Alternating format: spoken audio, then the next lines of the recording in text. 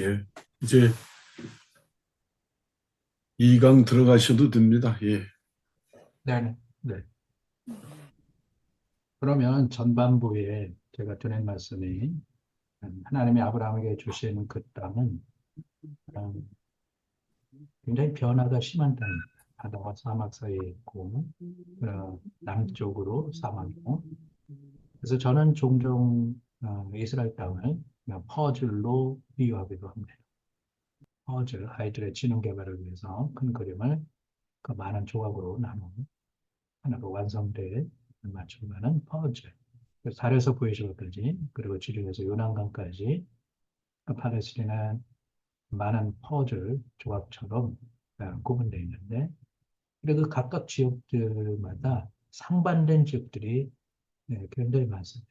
아까 여기 초반부에 보셨던 그 다양한 지역들, 남쪽 지역은 굉장히 황량했죠. 그리고 북쪽으로 올라갈수록 조금 나아지지만 이스라엘은 또 높은 지역도 있고 지구상에서 가장 낮은 저지대 사회도 있고 특별히 예루살렘에서 여리고까지는 직선 거리가 20km가 안 됩니다. 그런데 예루살렘 해발 800, 여리고는 마이너스 250m, 그다음에 예루살렘은 한 600mm 정도 비가 내리는데 여리고는 150mm밖에 안 내려요. 근데 바로 그 예루살렘에 바로 요 사해를 경계로 하고 있는 바로 요 지역, 요 지역이 지중해 바다에서 구름이 내륙으로 이동할 때에 예루살렘 또는 사마리아 지역, 베델 같은 높아요. 베델과 아이, 아브라함 제단을 쌓고 또 예루살렘 남쪽으로 헤브론이 또 가장 높아요. 한 1020m, 베델도 그렇습니다. 예루살렘이 800, 베들레헴이 900m, 헤브론 1020m, 꽤 높은 산지로. 그래서 지중해 바다에서의 비구름이 높은 산지까지는 비를 뿌리되 넘어가면 건조한 구름이 지나가게 됩니다. 그래서 예루살렘의 동쪽편 지역은 비가 잘 내리지 않는 지역. 예루살렘에 비가 오지만 헤브론에 비 없지만 이거는 비가 그냥 조금 뿌리고 지나가는 지역이죠. 그래서 여기가 대표적으로 비그늘 지역, 레인 섀도우. 그리고는 이제 사해를 지나갈 때는 사해는 들어가는 물이 요단강밖에 없어요. 요단강만 들어가요. 근데 사방에서 겨울에 빗물이 들어가겠죠. 가장 낮은 저지대니까. 그래서 사해는 겨울철에는 물이 좀 불다가 여름에는 들어가는 물보다 증발 훨씬 많습니다. 그래서 건조한 구름이 사해를 지나갈 때 습한 습기를 머금고 모압 땅에 가면 또 비가 뿌립니다. 이거는 아라비아 사막에 구름이 흩어지고 그래서 베들레헴에 살고 있었던 룻 기사의 배경입니다. 나오미, 엘리멜레, 말년기는 한 가족이 모압 땅으로 피난을 갔죠. 이집트 가지 않고 아브라함처럼 왜 모압 땅으로 피신을 갔겠어요? 그래서 이집트는 먼 거리입니다. 근데 베들레헴에서 룻 기사의 배경에 쉽게 갈 수 있는 데가 모압 땅이죠. 모압 땅은 베들레헴 이런 지역과 비슷한 산지 지역이지만 그러나 여기는 높이를 내리는 지역이니까 나중에 한 가족이 룰 나중에 시어머니를 따라서 베들레헴으로 돌아오죠. 여러분들이 메모를 하셨다 나중에 구글에서 또 찾아보실 수도 있습니다. 그러면 제가 올린 글이 뜰 수도 있는데 sugar 설탕입니다. and salt 소금이요. sugar and salt road 여러분들이 찾으면 구글에서 혹시 찾을 수도 있어요.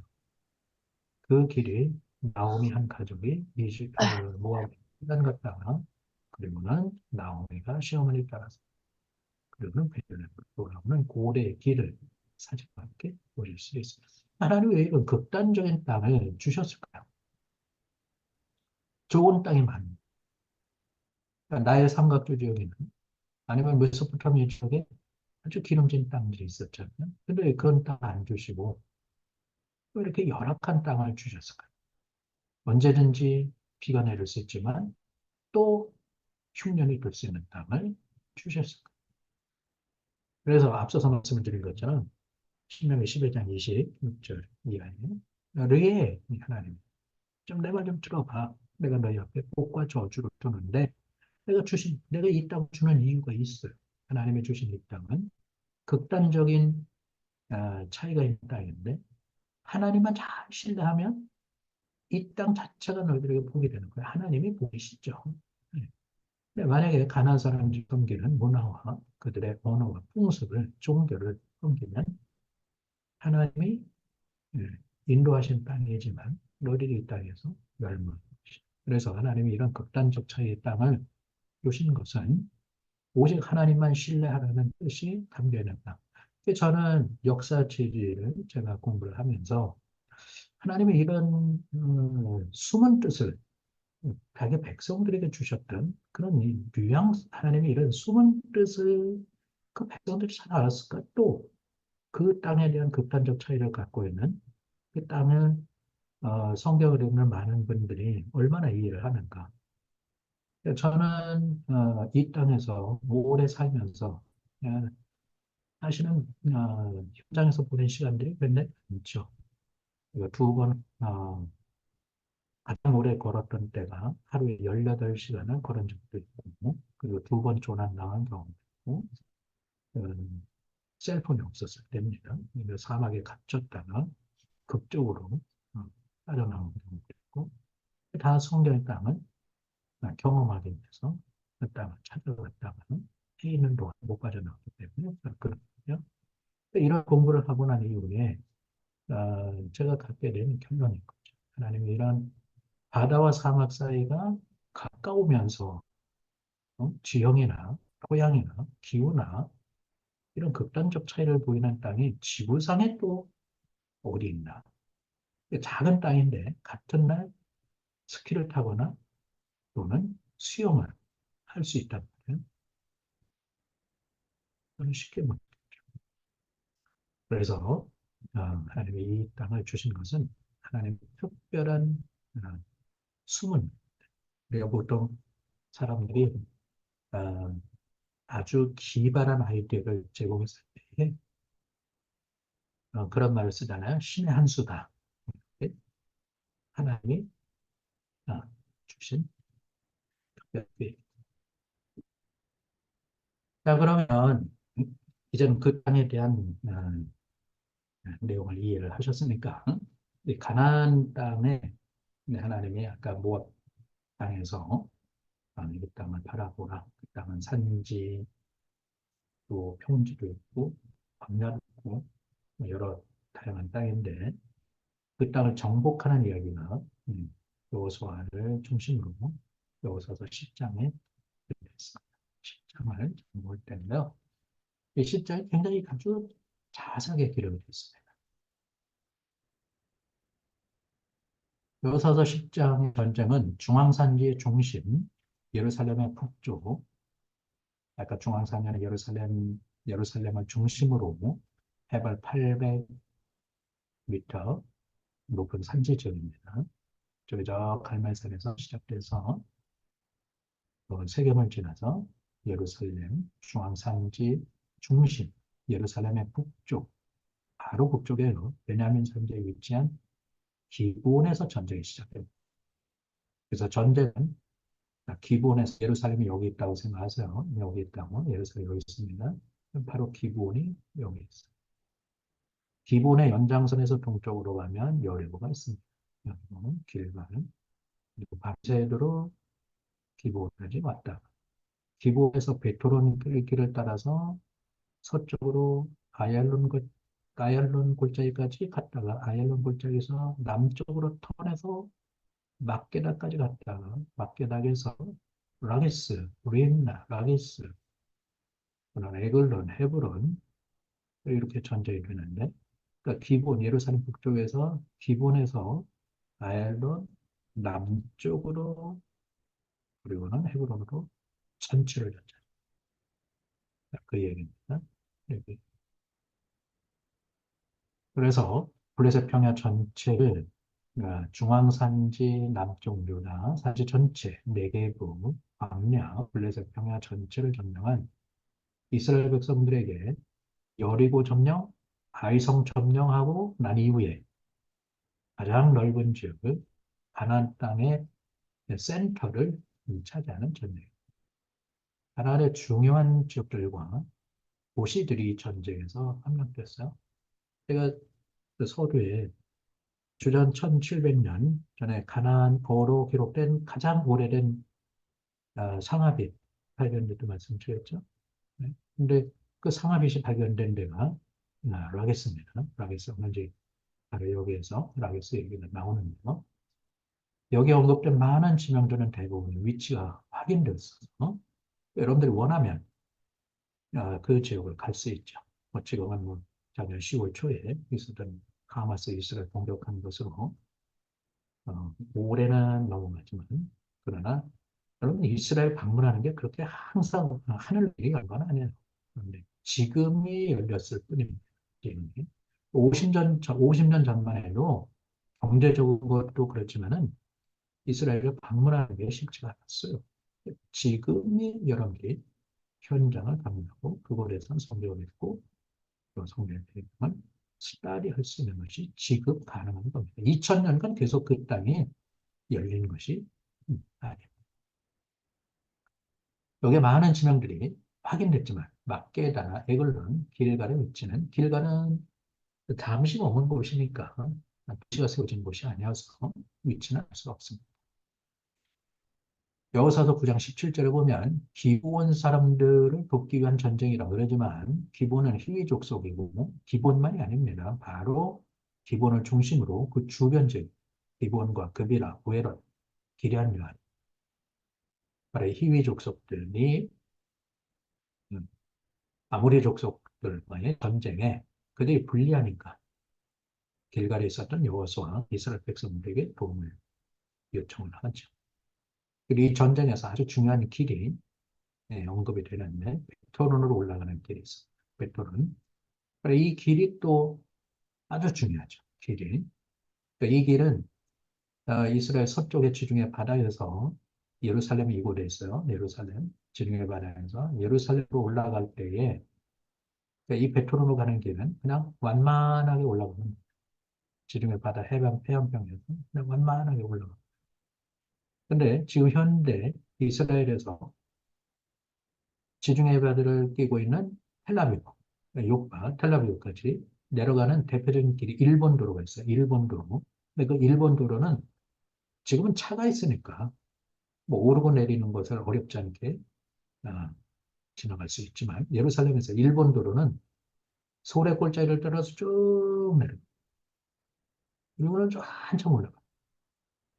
그리고는 또 다시 아연을 고쳐있면서 또 쭉 내려가요.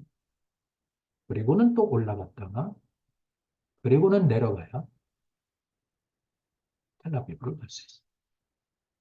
그런데 베토른 길은 그렇지가 않죠.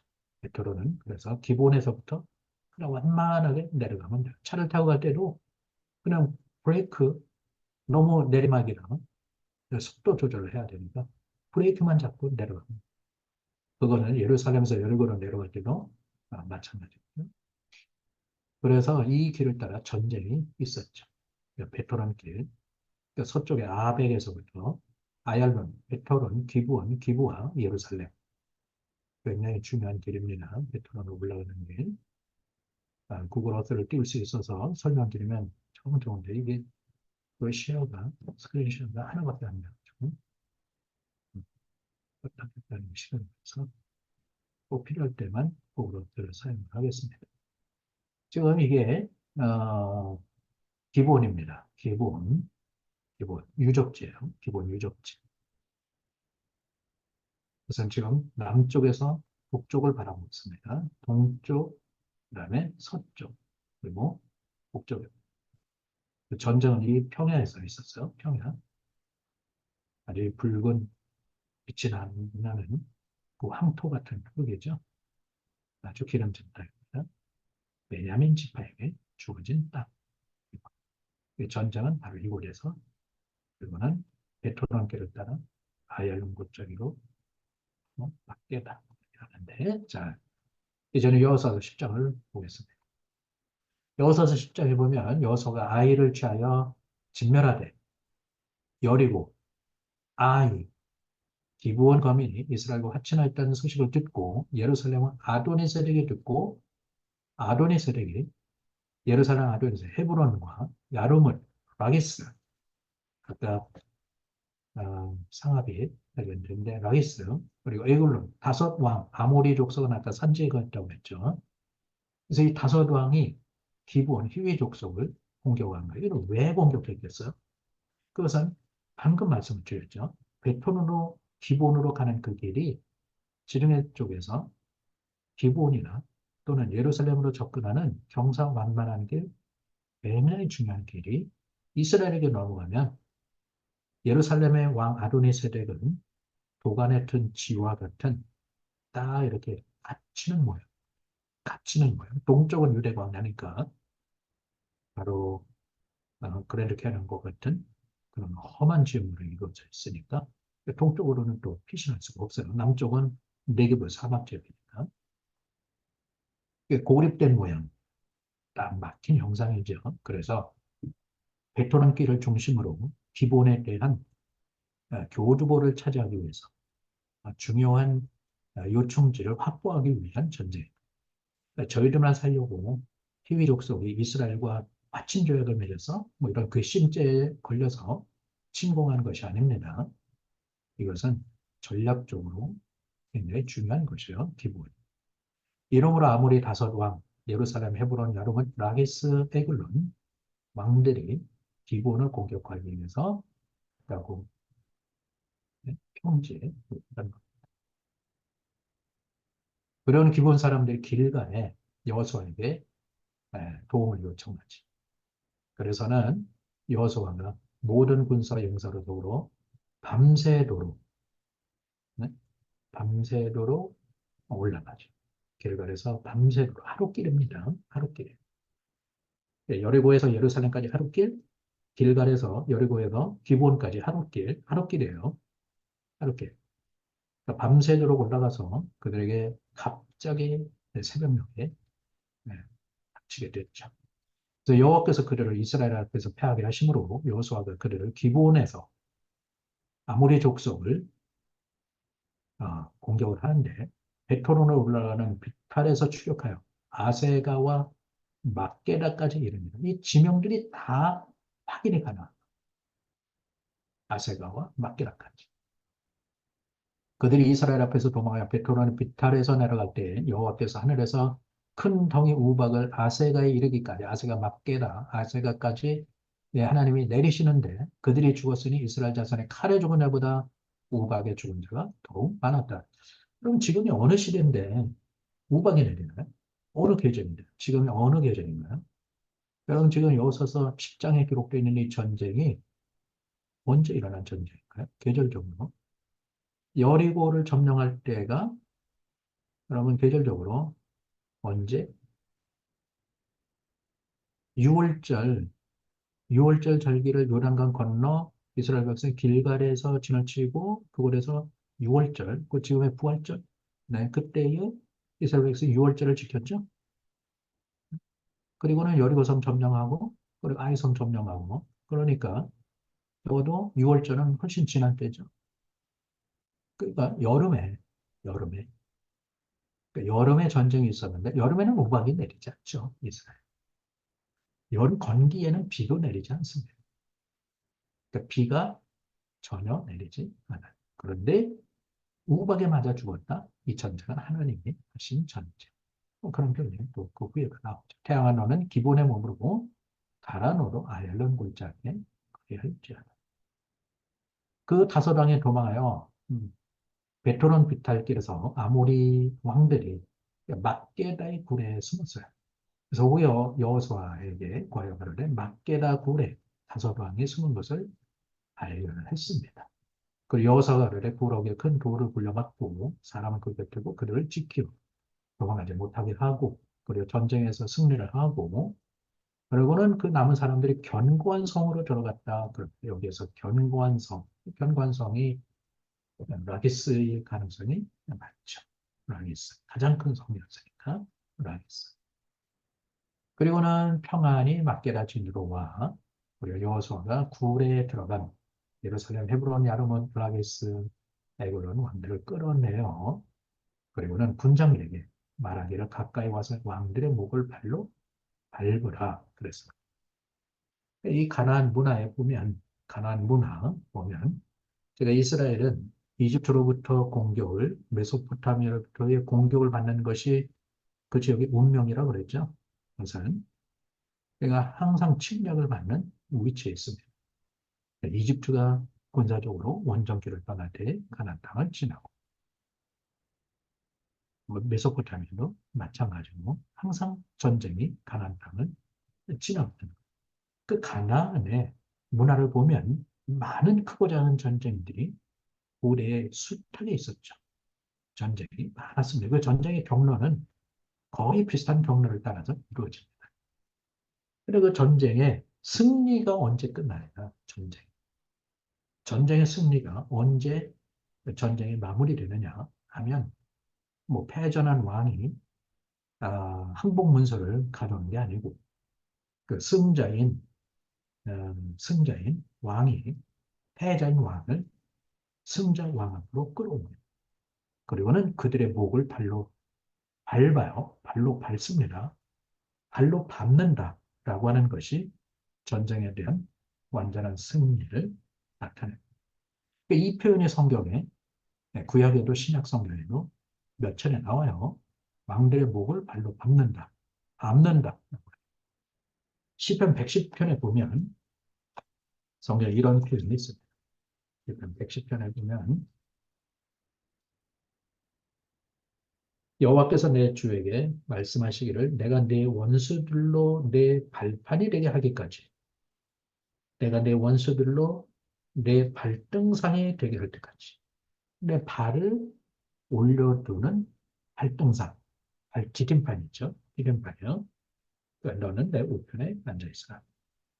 내가 내 원수들로 완전한 승리를 거둘 때까지 너는 내 우편에 있으라. 그 표현이죠.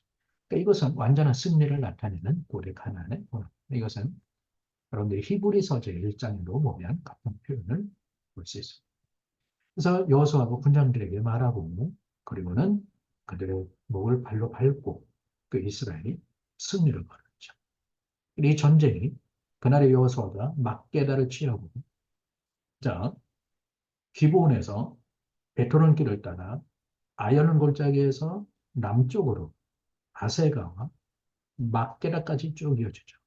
막게다를 취하고 성읍과 왕을 쳐서 그리고는 막게다 왕을 치고 그리고는 여호수아가 막게다에서 림나로 나갑니다. 림나.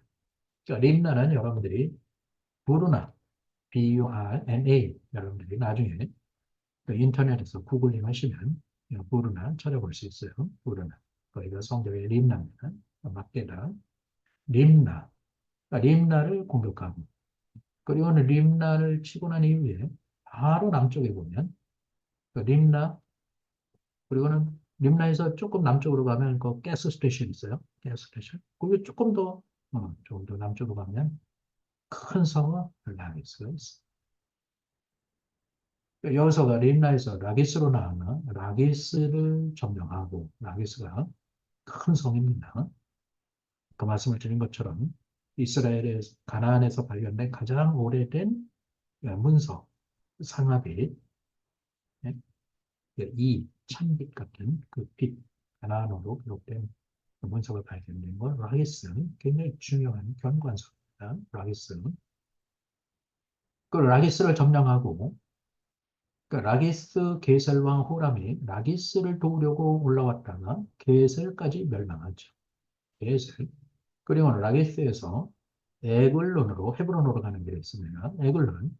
라기스에서 이제 턴해서 자 다시 한번 기본에서 베토론 길로 따라서 전쟁은 아얄론까지, 아얄론에서 남쪽으로 아세가와 막게다까지 그리고는 림나, 라기스, 그리고는 라기스에서 에글론으로, 그리고는 헤브론으로, 헤브론을 공격하고 헤브론 남쪽으로 드빌에서 남쪽으로 가면 부에시바, 그리고는 서쪽으로 가면 가자, 지중해가.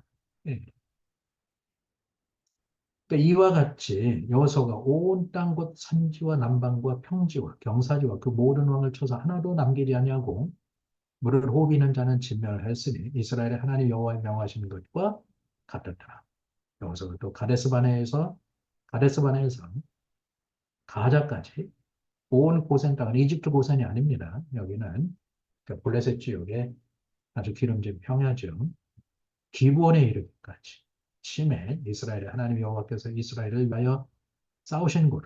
여기서 이 모든 왕과 그 땅을 단번에 취하니라. 전쟁은 여리고가 바로 이곳에 있습니다. 여리고 그리고 여리고 근처에 길갈이 있습니다.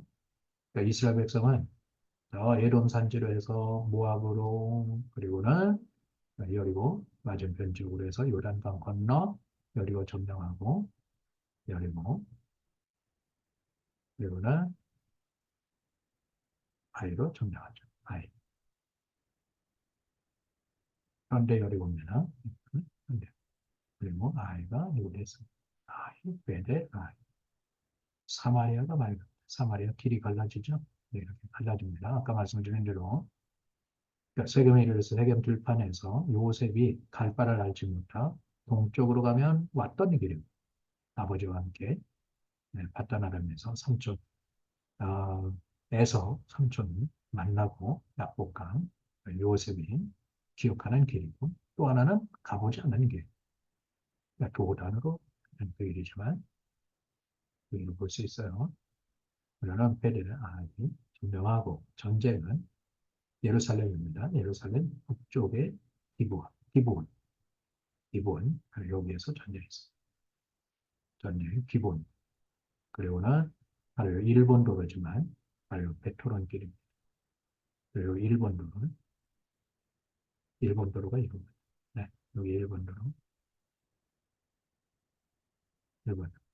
이게 베토런 길. 이 전쟁은 기브온에서 베토너르고 아얄론에서 그리고 남쪽으로 그리고 베세메스, 아세가, 막게다 그리고는 바로 여기가 가스 스테이션이 있는데 림나가 여기고 그 다음에 라기스가 여기 있어.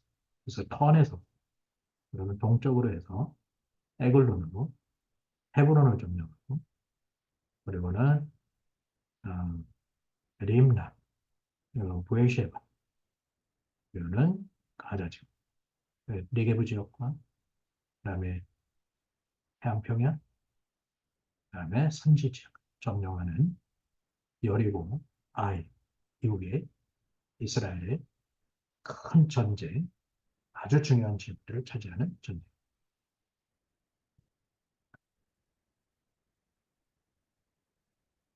자, 그러면 여호사전 10장을 통해서 우리는 이스라엘 백성이 가나안 땅을 차지하게 되는 그런 얘기를 음, 저는 알고 설명드렸는데 여러분들은 얼마나 현장을 들으셨는지 모르겠습니다. 근데 아마 여기서 구글 어스를 좀 띄워서 잠깐 설명드리겠습니다.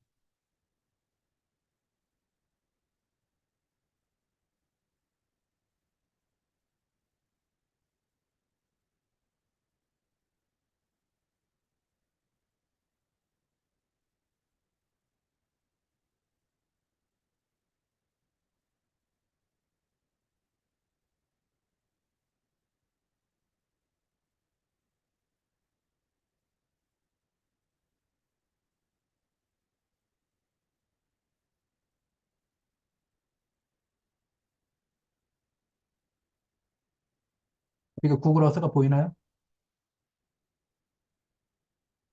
구글 어스가 보이나요? 뭐가 보이나요? 네, 보입니다.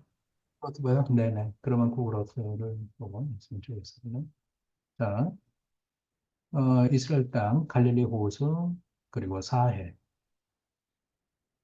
그리고 이스라엘 백성이 건넌 곳이 아, 요단강 건너 여리고 즉 반대 여리고 뭐 여리고 그다음에 예루살렘 지역입니다. 예루살렘 바로 북쪽편 이것이 한번 가까이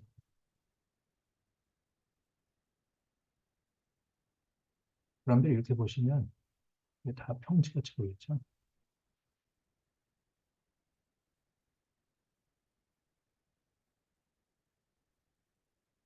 평지가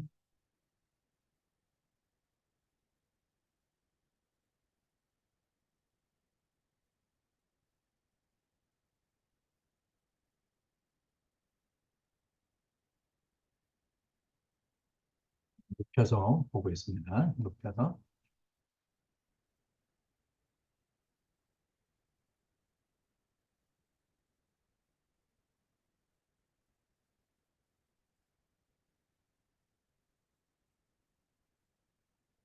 요단강 지역에서 여리고 지역에서 요단강의 동서해폭이 가장 넓어요. 이렇게 넓습니다. 갈릴리 지역의 동서해폭은 요단강의 폭은 아주 좁아요. 예? 그리고 야복강에서 야복강에서 비스듬하게 요단강과 만나서 그리고는 야곱이 세겜으로 갔던 길인데 이스라엘 백성이 건넌 곳은 바로 여리고 맞은편 쪽으로 접근을 하죠.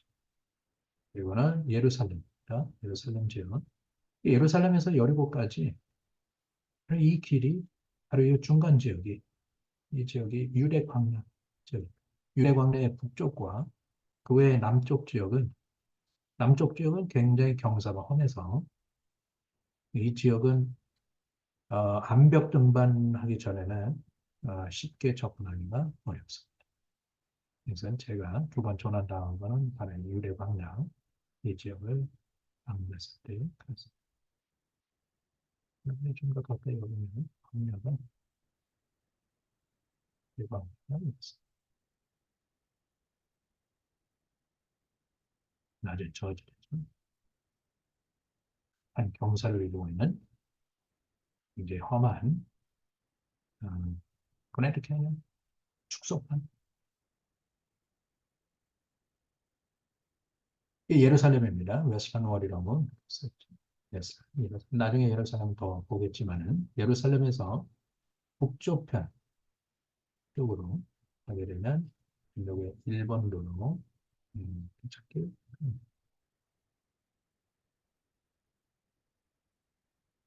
이거는 이가 기본이 바로 이곳에 있어요. 기본에 나비시맨 내셔널 파크 여기가 기본. 그래서 전쟁은 바로 이곳에서 있었죠. 전쟁이 이곳에 있었고 그리고 그래서 전쟁은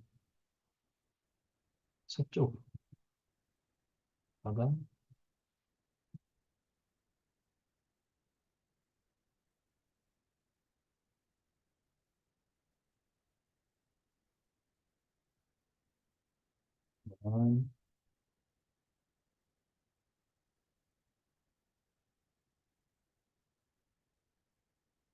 전쟁이 외적으로 이렇게 지나오게 됩니다. 그것은 블레셋 평야죠. 여러분들이 희미하게 볼 수 있지만 여러분들이 여기 높은 산지 지역입니다. 산지 지역. 그리고 이 산지 지역에 사마리아 지역에서는 해안평야랑 바로 붙어 있어요. 해안평야랑 산지가 해안평야랑 바로 붙어 있어요. 그래서 샤론 평야와 사마리아 산지는 붙어 있습니다. 그런데 예루살렘의 서쪽은 높은 산지 지역이 중간에 완충 지역이 있습니다. 그 완충 지역의 남쪽, 블레셋 지역에서 접근하는 아주 중요한 데가 라기스. 그래서 라기스에서 가장 오래된 가나안어의 빙문이 발견된 것은 우연이 아니죠. 예, 라기스는 가나안 시대, 중기 가나안 시대 때 굉장히 중요한 도성이었고, 바로 이 지역이 여호수아서 10장에 이스라엘 백성이 기본을 돕기 위한 전쟁에서 산지에 거했던 아모리 족속들을 무찌르고, 그리고는 블레셋 지역과 네게브 지역, 아말렉 지역들을 차지합니다. 또 여서서 11장에 보시면, 11장은 제가 본문에 올리지는 않았지만, 여서 11장의 전쟁은 바로 이곳에서 있어요. 바로 여기가 하하솔입니다. 하하솔. 갈릴리 호수의 북쪽 편, 하하솔. 아까 메슈심이라고, 여러분들 그 육각형의 히브리 말로 메슈심, 그러니까 육각형이라고 말했는데, 그래서 상부 요단강 갈릴리 호수로 들어오는 바로 이곳에 위치하는 것이죠. 그래서 이 지역은 다 현무암지대, 그 현무암지대. 이것은 높은 산은 아니고 구름지. 그리고 넘어가면 평지, 이 평지입니다. 굉장히 기름진 평지, 고립된 곳이죠. 높은 상부 갈래, 꿀한 곳이죠. 그다음에 넓은 산지역, 현무암지대, 완전히 고립된 곳. 그래서 단지파가 이곳을 나중에 차지를 하죠. 원래 다는 예루살렘의 서쪽에 위치하고 있어요. 이곳으로 이주하죠. 단지파가 이곳으로 이주한 이유는 블레셋 사람들과의 충돌에서 단지파의 삼손 얘기죠. 네. 물론 삼손은 블레셋 들과 사사로서의 역할을 후에 충분히 감당을 했고 나중에 비극적으로 생활 마무리하지만 결국은 단지파가 블레셋으로 인한 허가불무 건드리지 못하고 북쪽으로 이주해서 하루에 단지파가 이곳에 먹은 거죠. 그래서 단에서 부에실과 이제 바로 갈릴리 호수 북쪽에서 경교 바로 북쪽이 상부 갈릴리 호만 지역의 남쪽 이 부분이 예수님의 갈릴리 사역의 대부분의 배경입니다. 그래서 여호수아 10장 전쟁의 내용을 보면 10장 1절에 하솔 왕 야빈이 이 소식을 듣고 마론 왕 요바 시므론 악삽 왕 북쪽 산지 기너르 남쪽 아라바 평지 서쪽 돌의 높은 곳에 있는 왕들과 동쪽과 서쪽의 가나안 족속 해변에 거하고 아모리 족속 산지 족속 브리스 족속 산지 여부스 족속 미스바 땅 헤르몬 산 아래 히위 족속 그러니까 남은 가나안의 모든 족속들을 불러 모을 수 있는 모든 도시 국가의 왕들을 다 모은 거예요. 하솔 왕. 하솔 굉장히 중요하니까. 그래서 바로 이 평지에서 전쟁을 하는데 이스라엘이 이 전쟁에서 또 큰 승리를 거두죠. 그래서 여호수아서 10장은 예루살렘을 중심으로 지뢰 해안평야와 남쪽, 여호수아서 11장은 하솔을 중심으로 북쪽 지역과 그다음에 갈릴리 호수 일대를 다 차지하지. 바로 요 지역에 대한 중간 지역에 대한 얘기는 없습니다. 성경에 나오진 않아요. 자, 그러면 재밌는 제사장 축복문 얘기를 나누겠습니다. 예, 지금까지 발견된 성경의 가장 오래된 내용, 고고학적인 얘기 드립니다. 민수기 6장 24절에서 25절, 26절, 바로 제사장 축복문에 대한 그 문서를 실버 스크롤이라고 그러는데, 민수기 6장 24, 25, 26절에 보면 여호와는 내게 복을 주시고 너를 지키시기를 원하며 우리말로 이렇게 돼 있어요. 여호와는 그 얼굴로 내게 비치사 은혜 베푸시기를 원하며 여호와는 그 얼굴을 내게로 향하여 드사 평강 주시기를 원하노라 할지냐 하라. 이런 말들이 사족이라고 그러나 안 해도 되는 말들이 이렇게 다 붙었어요. 이렇게 할지니라 하라. 그들은 이같이 내 이름으로 이스라엘 자손에게 축복할지니 내가 그들에게 복을 주리라. 자, 히브리 말로 보면, 자, 하나하나씩, 뭐, 어렵지 않아요. 여러분도 뭐, 다 공부하셨을 테니까. 야바레카 아도나이 베이시메레아. 이거 보면, 야바레카 아도나이, 여호와께서 너를 복주시고, 너를 지키시며, 그러니까 여호와는 내게 복주시고, 너를 지키시며, 시기를 원하며, 없습니다. 원하며, 없어요. 하나님은 너 복주시기를 원하셔. 아니고, 하나님은 너를 복주시고, 너를 지키시며, 원한다라고 하는 말이 없습니다. 하나님은 너를 지키시고 너를 복주시고 여호와가 아도나이 베이슈메라. 또 25절에 보면 여호와는 그 야엘 아도나이 파나벨레가 비후네가 야에 아도나이 파나벨레가 여호와가 너를 향하여 그의 얼굴을 비추사 은혜 주시며 내가 은혜 주시며 25절 그리고 26절에 보면 이사 아도나이 파나벨레가 야셴 메카 샬롬 그러니까 여호와가 그의 얼굴을 너를 향하여 트사 이사 아도나이 파나벨레가 베 야셴 메카 샬롬 그러니까 너에게 평강 주신다. 평강 주시기를 원하노라. 아니라 평강 주신다. 그러면 평강 주신다. 여호와는 내게 복을 주시고 너를 지키시며 여호와는 그 얼굴로 내게 비치사 은혜 베푸시며 여호와는 그 얼굴을 내게로 향하는 데서 평강 주시느니라. 그러면 이같이 내 이름으로 이스라엘 자손에게 축복할지니 내가 그들에게 복을 주리라. 바로 이 내용이 민수기 6장 24, 25, 26절에 기록됐는데 이 말씀이 얇은 은박지, 네, 은박지, 그 은박지에다가 기록돼서 예루살렘의 한 가족이 죽었던 그 죽은 가족의 시신과 함께 무덤에 넣어둔 것이 발견된 겁니다. 이것이 지금까지 발견된 성경, 우리라 보면 성경하고 똑같아요. 이게 다르지 않아요. 같은 내용. 두 개의 은박지에 말씀이 기록된 내용. 민수기 6장 24, 26절.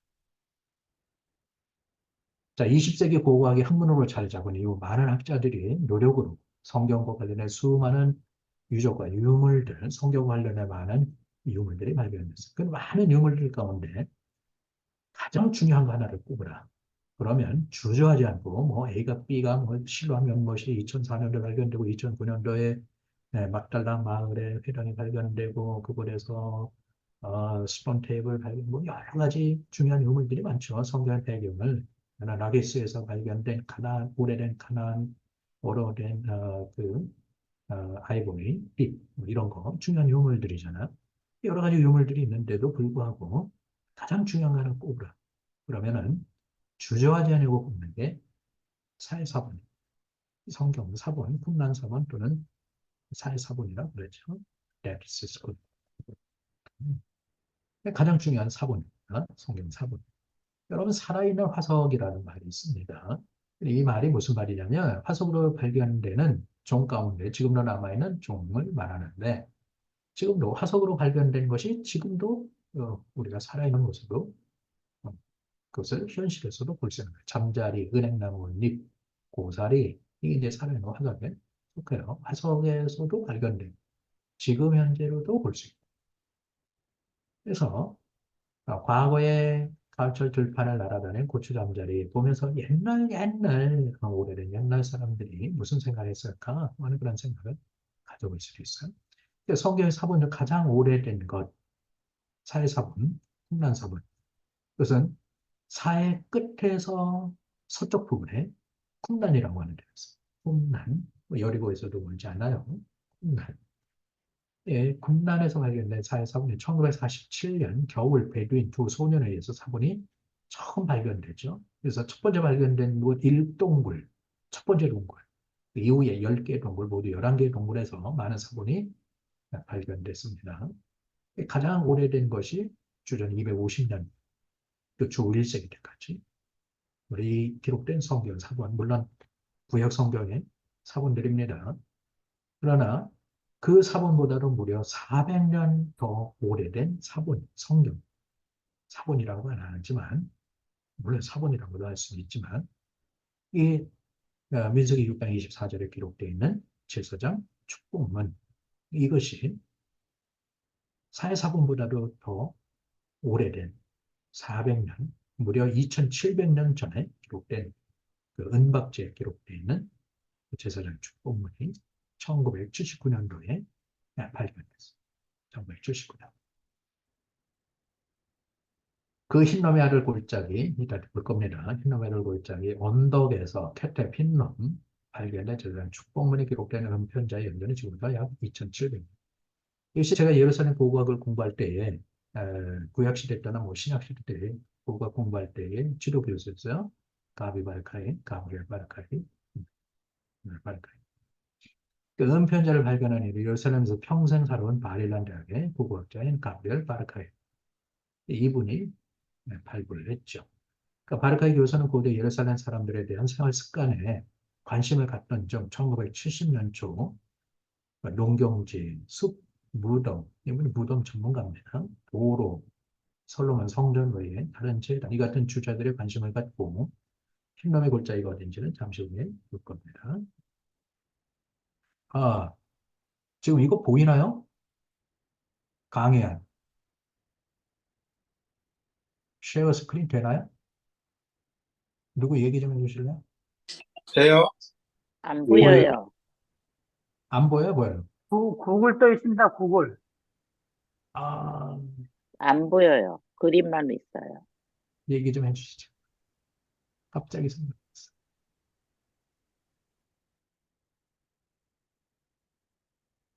이거를 보셨어요. 이제 보이나요? 이제 보여요. 네. 보이죠? 아이고, 네. 그러면 최선생 축복. 그는 듣기만 하셨잖아요. 최선의 축복 문민수 6장 24절. 바로 그 내용입니다. 자, 히브리어로 예바레카 아도나이 비시메레카 야에 아도나이 파나벨레카 비후네카 이사 아도나이 파나벨레카 베야셴레카 샬롬. 그러니까 여호와는 내게 복을 주시고 너를 지키시며 이럴 부분이 없죠. 여호와는 그 얼굴로 내게 비추사 은혜 베푸시며 여기 없어요. 원한다 라고 하는 말이 없습니다. 여호와는 그 얼굴을 내게로 향하여 드사 이사 아도나이 파나벨레카 평강 주신다. 그러면 내가 복주겠다. 바로 그 얘기예요. 이 말씀이 기록된 은박지에 기록되어 있는 문서입니다. 이게 2700년 전에 기록된 거죠. 바로 이 실버 스크롤을 은편자 제사나 축복문을 기록된 사본을 발굴한 분입니다. 라브라이카이 바로 그 사본이 발견된 데가 바로 이곳입니다. 은편자 제사나 축복문이 발견된 데가 바로 요 밑에 요 돌 밑에 굴이 있어요. 구글에서. 바로 이것이 고대 구약시대 때의 유대인의 무덤입니다. 구약시대 무덤. 바로 이 굴에서 천여 가지의 부서진 뼈나 고기 조각 그리고 문편자까지 포함해서 그리고는 죽은 시신을 이렇게 그 테이블 위에다가 올려둬요. 그러니까 한 가족이 이게 한 사람의 무덤이 아니라 패밀리 무덤, 패밀리 무덤. 그래서 이 패밀리 무덤에 사람이 죽으면 여기를 넣어둡니다.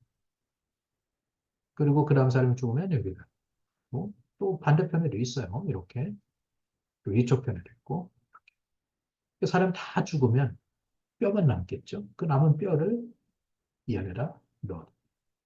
그래서 구약 성경에 보면 열조에게 돌아간다 하는 거니 여기는 조상들의 뼈들이 수북하게 모여서 계속 쌓이겠죠. 후손들의 뼈도 쌓이고 또 그 후손의 뼈들이 쌓이고 예. 그러니까 가족 무덤입니다. 가족. 예수님 당시에 예수님의 아리마대 부자의 무덤은 이것과 약간 구조가 다르지만 그러나 개념은 같습니다. 가족 무덤 개념 같아요.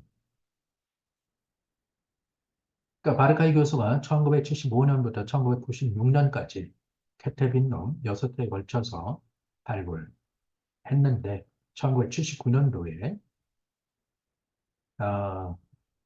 아주 중요한 유물을 발견을 하죠. 바르카이는 바르카이는 케텝 흰놈에서 케텝 흰놈이 어딘지 알려드릴게요. 1차 성전 시대에 속한 7개 무덤을 발굴했고 예루살렘에 살던 유대인의 전형적인 가족 무덤.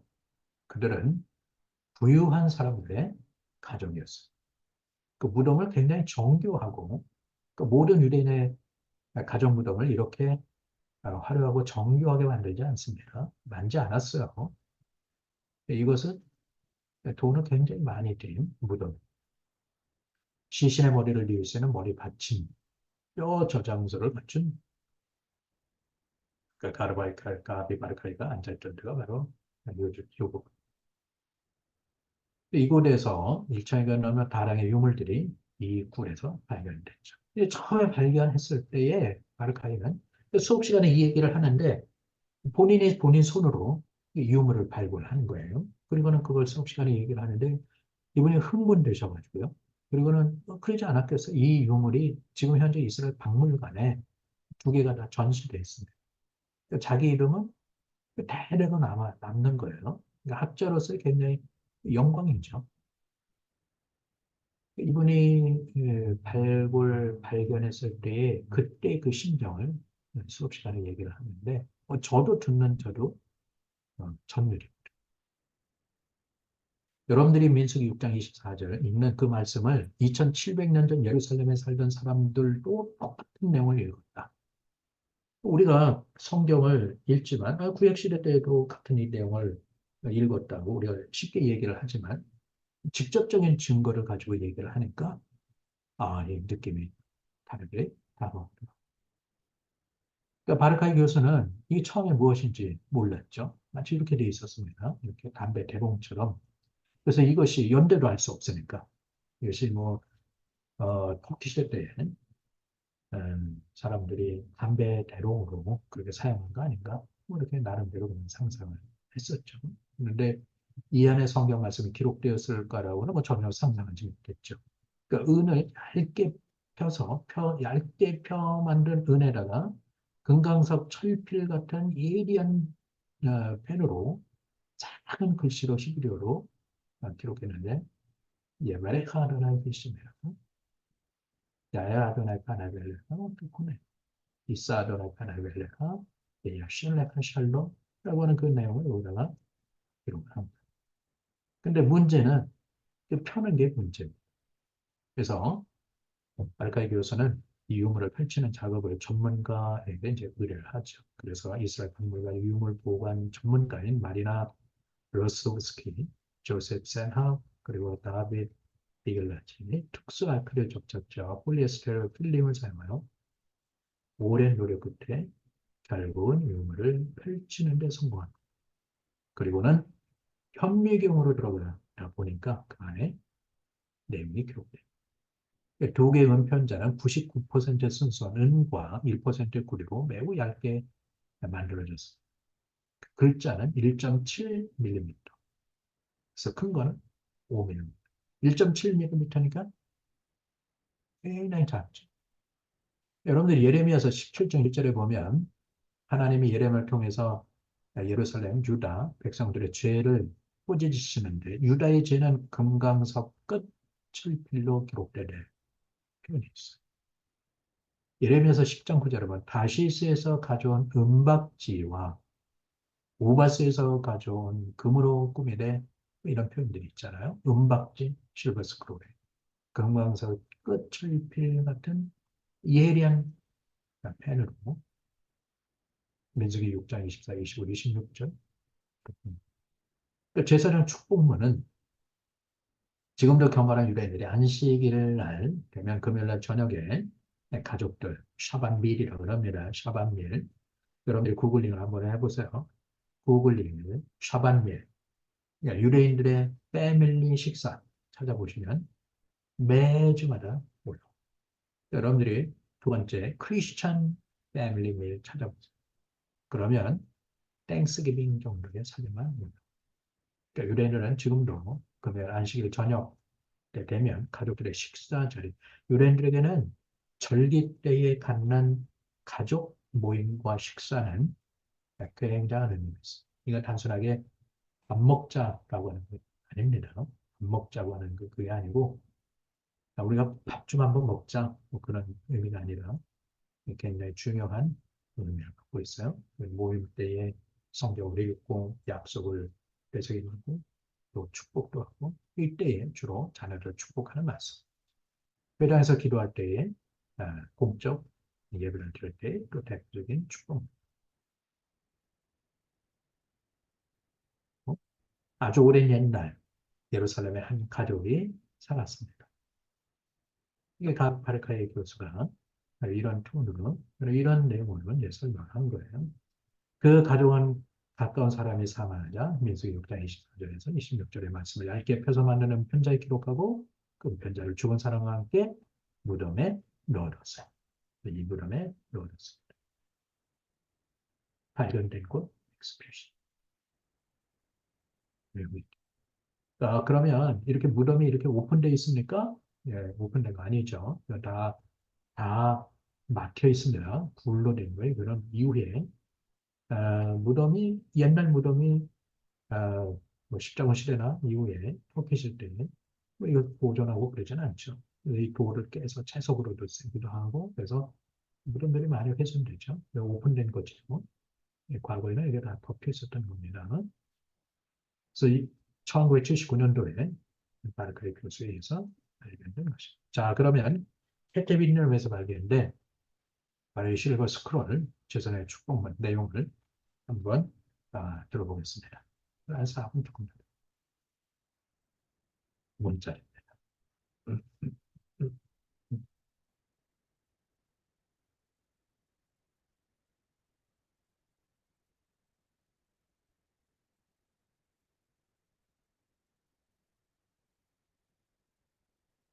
네, 다 무덤들입니다. 무덤들. 바로 요 위에는 스코틀랜드의 앤드류 처치가 그리고 위에 있습니다. 그리고 바로 그 옆에 그리고는 맨한 베겐 이런 거. 아크로시컬 가든이죠. 이런 내용을 발굴하고 수업을 하고 그리고 현장에 와서 공부를 하죠. 그러니까 구여시대 때 무덤.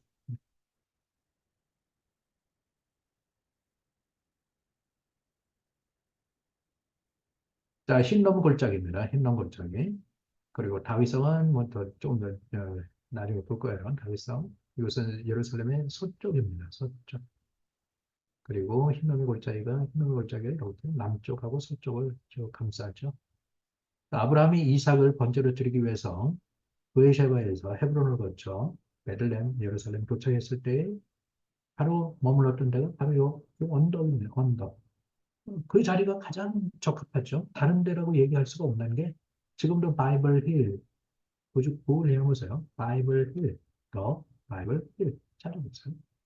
그러면 바로 이 예루살렘 서쪽에 위치하고 있는 성경 시대의 자연의 모습을 그대로 간직하고 있는 한 장소가 있습니다. 지금 그냥 많이 뭐 도로를 내고 또 길을 내고 많이 훼손됐지만 그러나 하나 남겨둔 장소가 있는데 바이블 힐, 성경 언덕.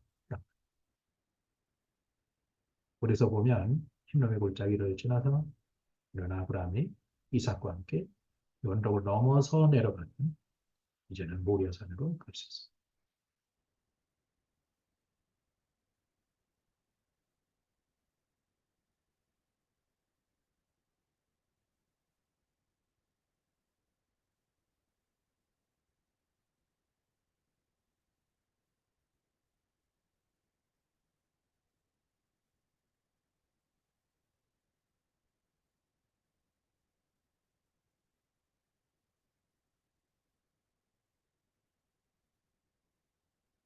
그러니까 이스라엘 백성이 바빌론에 의해서 멸망하기 전에 예루살렘의 한 가족이 사망을 하자 그 가족 시신과 함께 무덤에 넣어두었던 민수기 6장 24절, 25절, 26절 내용.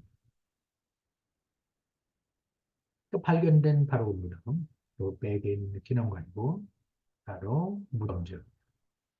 그 유대인들은 사람의 시신을 성 안에 두지 않았죠. 그래서 바로 성에서 가까운 곳, 흰놈의 골짜기 건너편 또는 기도는 골짜기 건너편, 성 밖에 무덤을 써서 성을 중심으로 주변이 많은 무덤들이 있습니다. 그러니까 성전을 방문할 때에 어쩔 수 없이 무덤을 거쳐가야 돼요. 그래서 성전을 방문할 때는 정결 의식을 반드시 해야 돼요.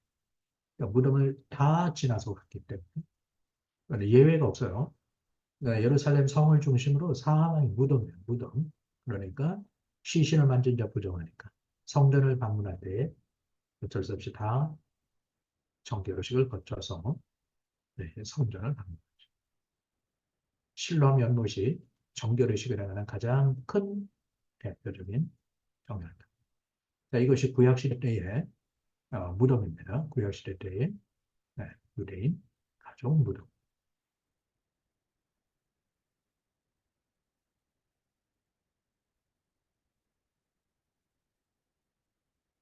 이것이 여기에 기록되어 있는 히브리어, 고대 히브리어입니다. 이것은 고대 히브리어. 그러니까 바벨론 포로 잡혀갔다 이후에 돌아온 장방형 히브리어가 아니라 일반 히브리어가 아니라 고대 필름지 히브리어. 네. 그 내용을 보면 아도나이 베 이슈메레하 야엘 아도나이 하나이 엘레하 네. 우리가 읽을 수 있는 내용. 네.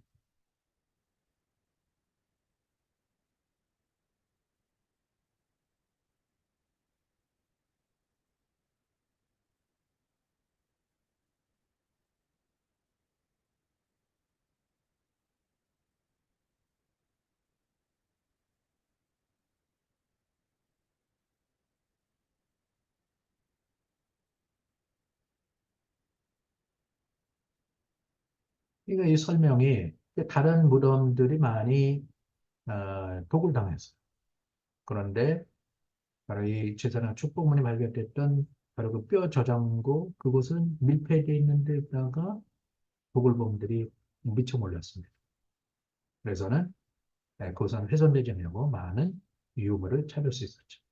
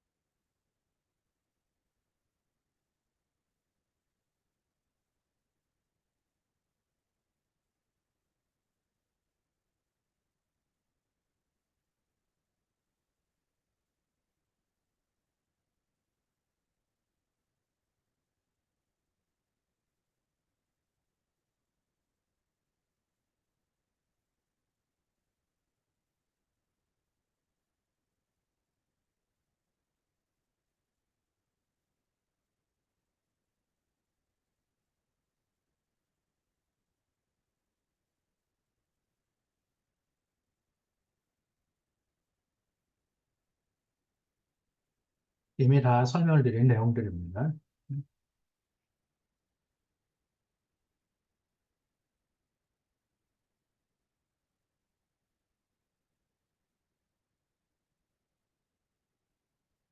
레디스 스크롤 쿰란사본 신해산 사해사본 쿰란사본 그리고 베트남에서 발견된 제사장 축복문 비교하는 건데 사해사본과 그리고 제사장 축복문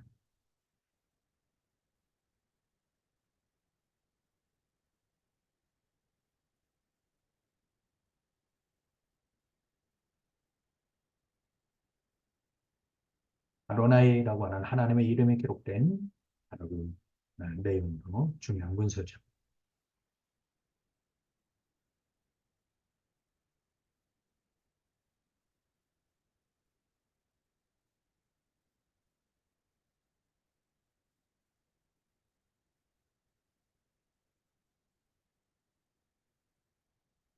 자, 여러분들이 다시 한번 들어보시면 여바레카 하셈 비시메레카 이렇게 얘기를 하죠. 여바레카 하셈 아도나이라고 발음하지 않아요. 여기에 모음도 표기를 안 해놨습니다. 지금도 많은 유대인들이 하나님의 이름을 예호바 또는 야훼 이렇게 발음하지 않죠. 그리고 또 여호와 하나 뭐 이렇게 요르해 바브해지만 읽기는 주 하나님의 이름이지만 읽기는 그냥 주 이렇게 표현하기도 하죠. 아도나이. 저는 그렇게 아도나이라고 부르지만 주라고. 근데 요 읽는 사람은 그렇게 안 하죠. 여호와가 하셈. 그러니까 그 이름 하셈 그분이라고 하는 뜻입니다. 그분께서 너를 복 주시고 너를 지키시며 그러니까 이것은 하나님에 대한 극존칭이죠. 존칭. 그러니까 우리가 아버지를 우리가 호칭을 할 때에, 어, 어쩔 수 없이 함자가, 어, A자, B자 뭐 이렇게 하면서 말씀드리잖아요. 네? 그런 것처럼 유대인들이 하나님의 이름을 입에 올리지 않죠. 네. 아셈, 그러니까 그분께서, 네. 그 이름, 뭐 직접적으로는 그 이름 그렇지만 뭐 그분이 여브레하 하셈 베시메레가 야엘 하셈 하나벨레가 이후네가 이사 하셈 하나벨레가 야셀레 하셈라. 한번 다시 들어보세요.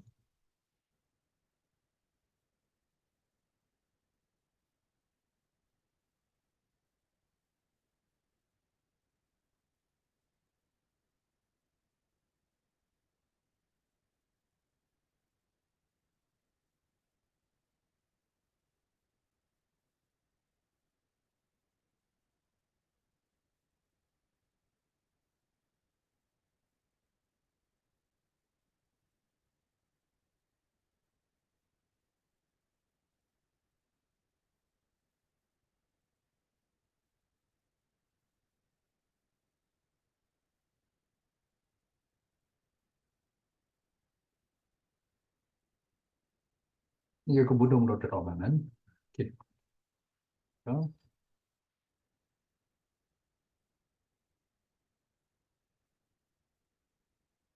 이게 바이블 힐입니다. 바이블 힐. 네, 여러분들 관심 있으면 구글에 가시면 찾을 수 있습니다.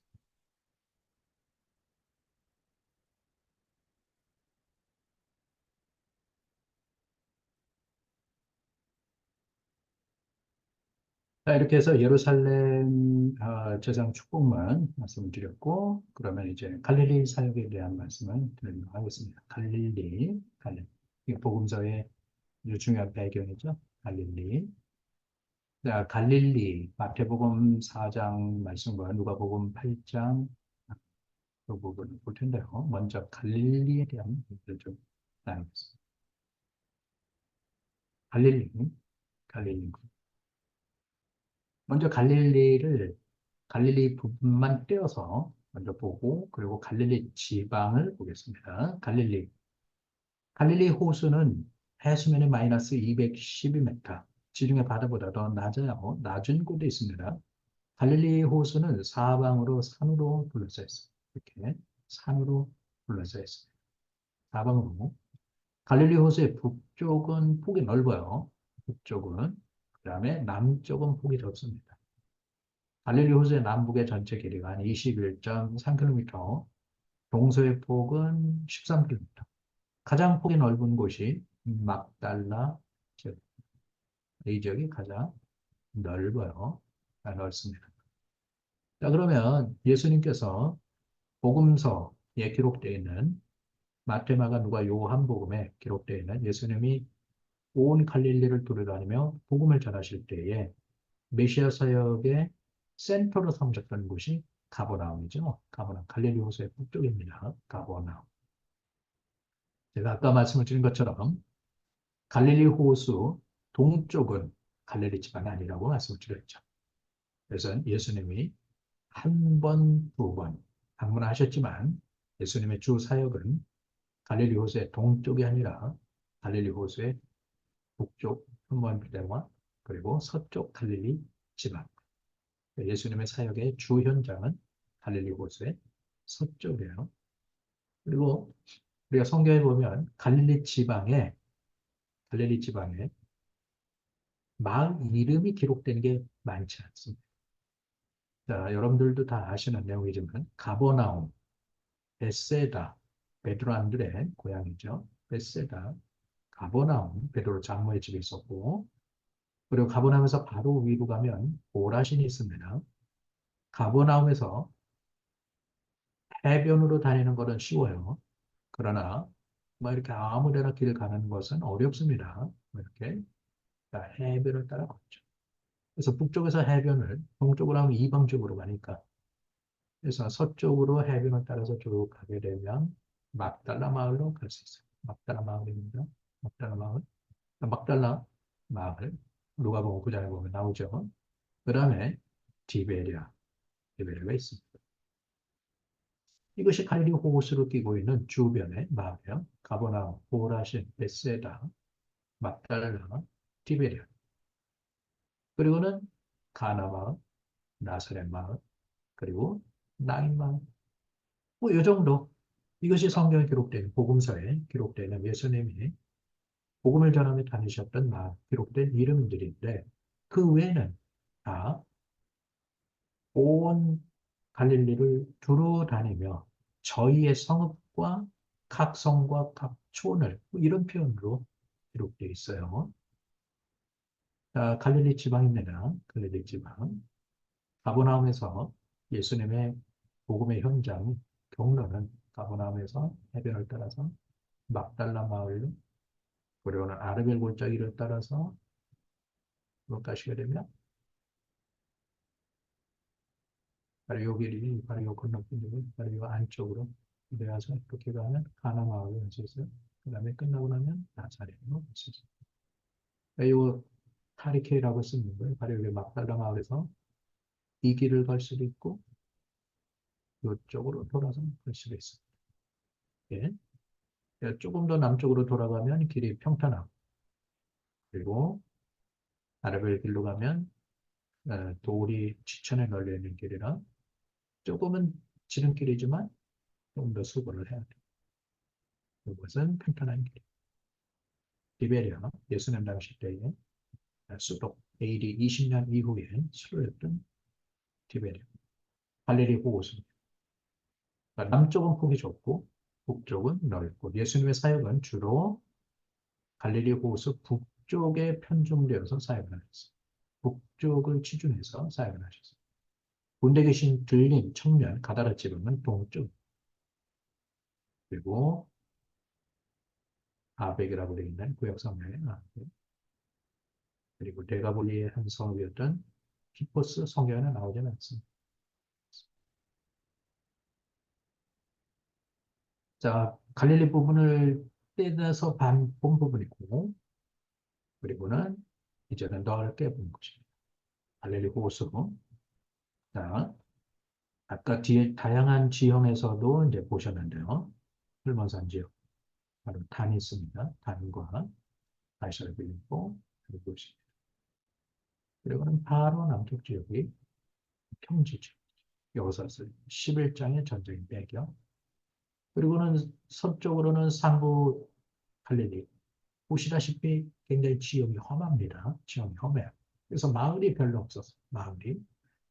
별로 없었던 건, 제가 그렇게 말씀을 드리지만 거의 없었죠. 이걸 1세기 때는 대부분 이고래. 네, 이고래. 그래서 예수님이 복음 전하며 다니셨던 지역은 바로 이 지역. 나사렛의 이고래.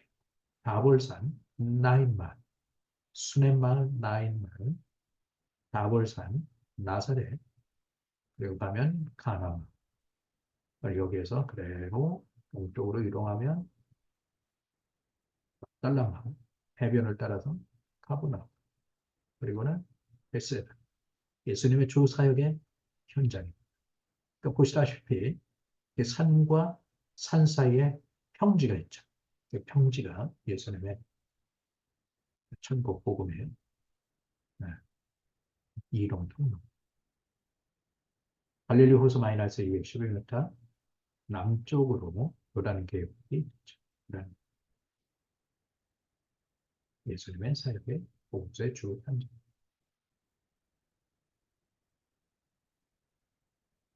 마태복음 4장 23절에서 25절까지 보면 예수께서 온 갈릴리에 두루 다니사 저희 회당에서 가르치시며 천국 복음을 전하시고 백성들의 모든 병과 모든 약한 것을 고치시니 그의 소문이 온 수리아에 퍼진지라.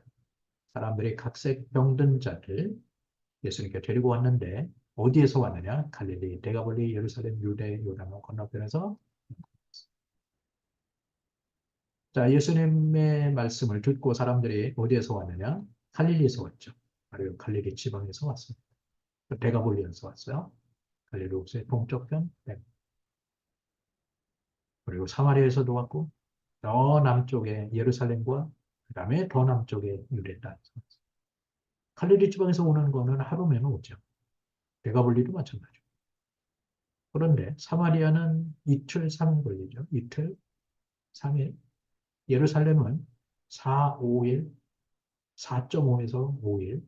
유대는 예수님의 말씀을 듣기 위해서 특히 여러 질병에 걸린 사람들이 예수님께로 갈릴리로 모여들었습니다.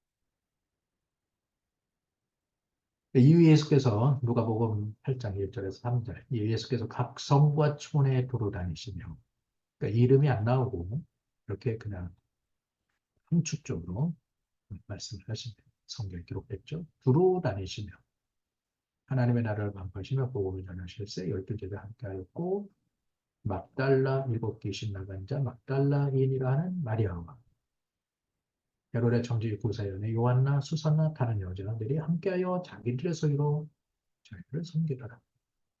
제가 아주 굉장히 좋아하는 성경 본문.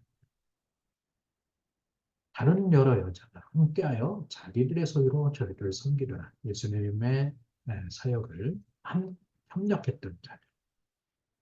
12제자, 여러 여자들 가운데 막달라. 바로 막달라 마을이 바로 이곳입니다. 여기 막달라 이곳입니다.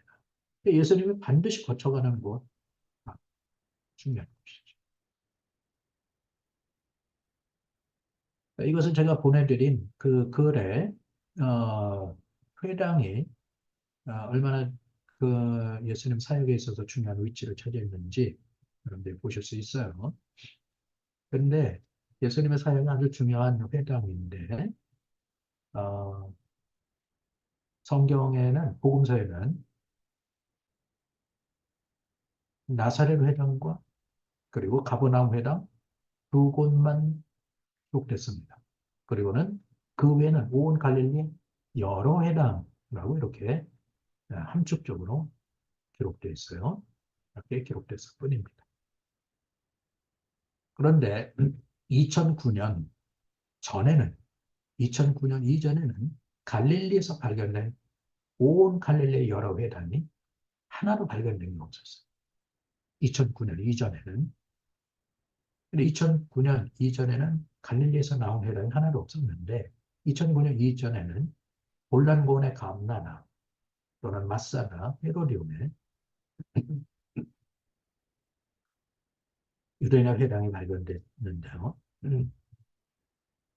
감나 회당을 볼 겁니다. 2009년도에 막달라에서 아크누 게이트 회사가 호텔을 짓던 중에 막달라 마을 유적지에서 회당을 발견했습니다. 이 회당이 굉장히 화려하고 정교하고 또 원형을 아주 잘 보존하고 있는 회당. 그 회당을 여러분들한테 소개를 할 겁니다. 이 회당은 AD 70년, 66년에 갈릴리에서 시작되었던 로마에 의해 저항했던 막달라 마을이 멸망할 때의 회당도 하게 됩니다. 예수님께서 충분히 이 회당을 방문하셨던 회당입니다. 예수님이 이 회당을 방문하신 걸 어떻게 증명할 수 있느냐? 예수님이 그러면 이 회당을 방문하지 않으셨다라고 하는 걸 어떻게 입증할 수 있느냐? 오히려 예수님이 방문하셨다는 것이 훨씬 더 상황적으로 맞습니다. 왜냐하면 막달라 마을은 예수님이 가버나움에서 갈릴리를 가실 때에 온 갈릴리를 두루 다니셨잖아요. 두루 다니셨던 예수님이 막달라 마을을 거치지 아니하고 갈릴리 마을을 가기가 어렵습니다. 그러니까 막달라 마을은 우리 한국의 대전 교통의 중심입니다.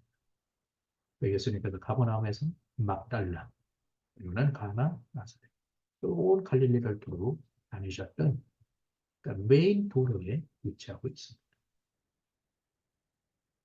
고대 회당의 1차적인 기능은 토라를 읽고 성경을 읽고 배우는 데 있었어요.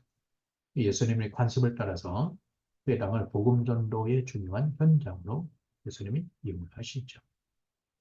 근데 회당에 언제나 복음을 전하는 데에 긍정적인 것만은 아니었어요. 유대인의 전통인 장로들의 유전과 맞지 않았을 때는 회당이 오히려 배척을 당하는 장소가 되죠. 예수님도 유대인들로부터 배척을 당하기도 하셨잖아요. 그 제자들에게도 말씀을 하시죠. 사람들이 너희를 공회에 넘겨주겠고 너희를 회당에 해서 매질하겠으며 나를 위하여 너희가 관장들과 이런 앞에서 서리니 이는 저에게 증거되려 합니다. 그러니까 막달라 마을에 대한 발굴 학자들에 대한 내용입니다. 1970년대 막달라 마을을 처음 발굴한 학자들은 막달라 마을이 주전 3세기, 2세기 말에 세워졌을 것으로 판단합니다. 요세푸스 기록에 그는 37년 AD 예루살렘에서 태어난 제사장 가문의 아들입니다. 습스 플라비우스 막달라는 1차 유대인 반란 때에 로마 장군 디도에 의해서 크게 파괴됩니다. 그러니까 로마는 육지가 아니라 바다 갈릴리 호수 쪽에서 공격하고 막달라 마을을 철저하게 파괴를 하죠. 그래서 요셉스 기록에 보면 막달라 마을 주민이 약 6천 명이 죽임을 당했고 6천 명의 사람들이 그곳에 살았다기보다 주변의 사람들이 막달라 마을로 피신을 한 거죠. 그래서는 그 사람들이 다 죽임당하고 살아난 사람들은 또 디베라를 도망가고 그리고는 포로로 잡은 사람들 6천 명 그리스로 보내서 은화를 건설한 노예로 그리고는 팔레스틴에서 포로로 잡힌 3만 400명은 노예가 돼서 로마의 여러 지역으로 팔려갔죠. 자, 오른쪽에 보시는 바로 이것이 데가볼리, 혹은 가물라 회당, 그리고 막달라 마을에서 발견돼 아주 정교하고 화려하게 만들어진 회당. 온 갈릴리를 돌아다니시며 저희 회당에서 복음을 전하셨던 예수님, 그 회당이라는 얘기. 자, 이것은 지금 막달라 마을이 이곳에 있습니다. 그리고는 예수님이 가나 마을이나 온 갈릴리를 다니실 때 가셨던 그 길입니다. 고대 길이에요. 길을 따라 가시죠. 저 뒤편에서 막달라 마을을 보고 찍은 사진이 이것입니다. 아까는 이쪽에서 보고 찍은 거고 위에는 거는 지금은 반대로 찍은 겁니다. 그래서 바로 이쪽 부분이 바로 갈릴리 호수가 있고 막달라 마을이고 이 마을은 부유한 마을이고 막달라 회당만 보았고 그리고 그 마을의 유력한 여인이었던 마리아가 자기들의 소유로 자신의 소유로 요한나 수산나 다른 여러 여인들이 예수님 그 제자들을 섬겼다. 그러면 막달라 회당에 대한 모습을 잠깐 보겠습니다.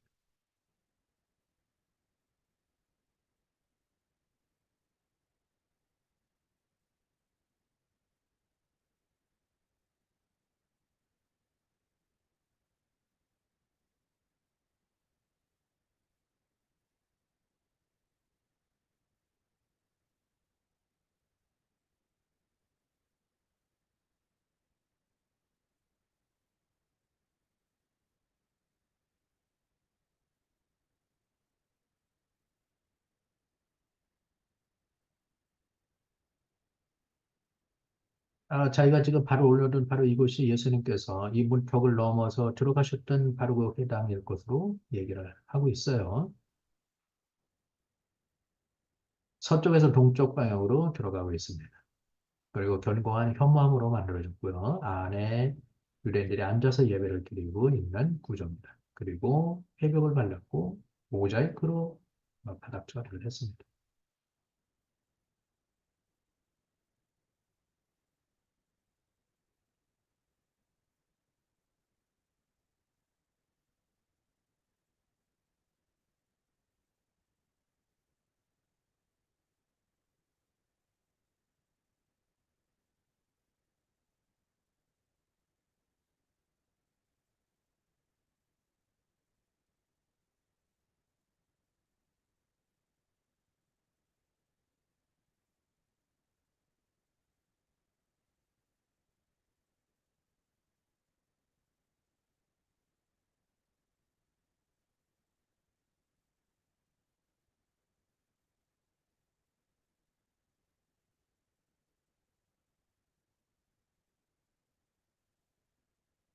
갈릴리 호수가 이쪽 편에 위치하고 있고, 그리고는 높은 산지로 되어 있는 아르벨산.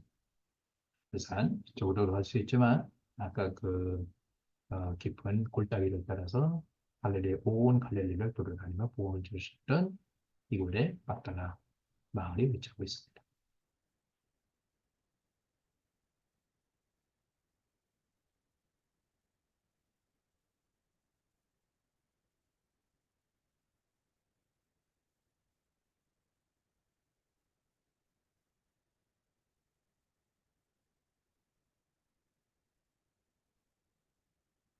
지금 요 스톤에 대한 얘기를 하고 있는데요. 지금 여기 앞에 보시면 메노라가 있습니다. 7개의 촛대, 그리고 물 항아리 양쪽으로 있고, 그리고 그 옆으로 기둥이 서 있습니다. 예. 이 스톤 테이블의 용도가 뭐냐? 이것은, 막달라 마을에서 발견된 회당에서 발견된 굉장히 중요한 유물입니다. 이건 오리지널 아니고, 이것은 앉아서 성경을 읽고 할 때에 무거운 성경, 무거운 성경 사본, 그것을 너무 무거우니까 계속 들고 있을 수가 없어서 사본을 받치는 테이블, 스톤 테이블. 가장 유력한 해석입니다. 이것이 예수님 당시 때에 있었던 회당, 그리고 그 회당이 그대로 원형 그대로입니다. 여러분 지금 보시는 이것이 바로 그대로의 회당입니다. 예수님께서 이 회당을 방문하셨고 이곳에서 성경을 읽고 막달라 주민들 자신을 향해 가까이 다가오는 백성들을 향하여 복음을 전하셨고 또 약한 자들 고치셨고 회당.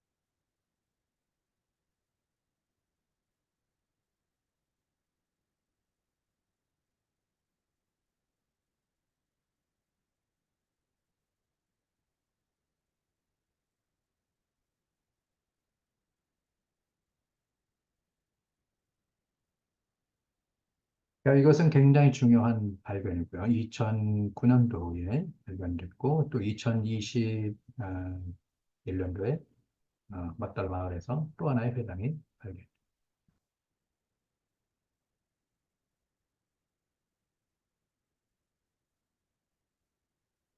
자, 이렇게 해서 예루살렘 그 갈릴리 지역에 대한 말씀을 마무리를 하고요.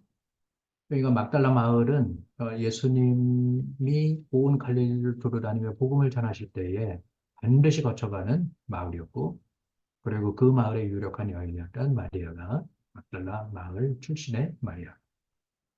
예수님의 사역에 적극적으로 협력을 했고, 그리고 예수님께서 십자가 사건 이후 부활하신 그 무덤을 가장 먼저 찾았던 여인 가운데에 갈릴리에서 온 여인 가운데 막달라 출신의 마리아도 있었고 헌신했던 그 여인. 근데 성경에 보면 다른 여러 여인들에 대한 얘기도 나오거든요. 바로 이런 분들이 예수님 사역에 적극적으로 동참을 했던 성경에 숨겨진 믿음의 사람. 갈릴리에 대한 이야기. 그리고 예루살렘. 예루살렘 또 굉장히 중요하죠. 우리가 복음서에 예수님의 사역을 우리가 잠깐 보았지만 예루살렘은 구약과 신약 상관이 없이 굉장히 중요한 장소입니다. 그 예루살렘은 평지에 있지 아니하고 이스라엘 굉장히 다양한 모습을 갖고 있어요. 퍼즐로 제가 설명을 드렸지만 예루살렘의 지형을 먼저 보면 예루살렘 이 주제가 이렇게 막 바쁘게 넘어가다 보니까 여러분들이 예, 두뇌에 과부하가 걸릴 수도 있을 것 같아요. 여러분. 제가 이 모든 내용들을 우리 총장님께 보내드리면 여러분들이 리마인드 하시는 겸 해서 여러분들이 PPT를 참고하실 수도 있어요. 그리고 동영상도 여러분들이 다시 살펴볼 수 있겠습니다. 또 관련된 글들은 제가 나중에 다 모아서 보내드릴 테니까 또 그렇게 살펴보실 수 있습니다. 제가 예루살렘에 대한 지형입니다. 예루살렘, 여러분들이 지형을 이해하면 예루살렘과 관련된 성경의 내용을 좀 더 쉽게 보실 수 있는데 지금 동서, 지금 우리가 보는 밑에 쪽이 동서, 남북 되어 있습니다. 동서, 남북, 오른쪽이 북쪽이에요. 다윗성이 바로 이거, 다윗성. 다윗성의 예루살렘 성의 동쪽 기드론 골짜기, 기드론 골짜기입니다. 북쪽으로 가면 이렇게 몇 군데가 모여있죠. 감람산, 기드론 골짜기. 그 다음에 기드론 골짜기의 남쪽에는 흰놈의 골짜기가 남쪽과 서쪽을 감쌉니다. 예, 이렇게 감쌉니다. 그리고는 이 흰놈의 골짜기 너머로 가면 이제 르바임 골짜기가 있어요. 르바임. 그러니까 블레셋이 다윗과 전쟁하기 위해서 르바임에 편만했고 다윗은 예루살렘, 다윗성이 있어. 전쟁이 이곳에서 있게 되죠. 그래서 기존 골짜기, 흰남의 골짜기, 두 골짜기 중앙에 보면 중앙 골짜기가 있습니다. 이게 처음에는 세 개의 골짜기를 중심으로 기드론, 흰남의 골짜기, 중앙 골짜기, 세 개의 골짜기를 중심으로 예루살렘의 역사가 세워지고 확장되고 축소되고 그렇습니다. 자, 빨리 말씀을 드릴게요. 다윗성, 예루살렘의 사이즈입니다. 솔로몬 때 성전을 짓고 북쪽으로 확장하죠. 히스기야 때에 북쪽 이스라엘 멸망을 하고 북쪽 이스라엘 사람들이 대거 피신을 해서 예루살렘의 서쪽 언덕에 주로 모여 살립니다. 그래서 그들을 히스기야 공격 대비에 앞서서 그들을 성 안으로 포함시키기 위해서 성을 넓게 확장을 합니다. 아수르 AD 700, BC 700년. 그리고는 바벨론에 의해서 예루살렘 성이 무너지죠.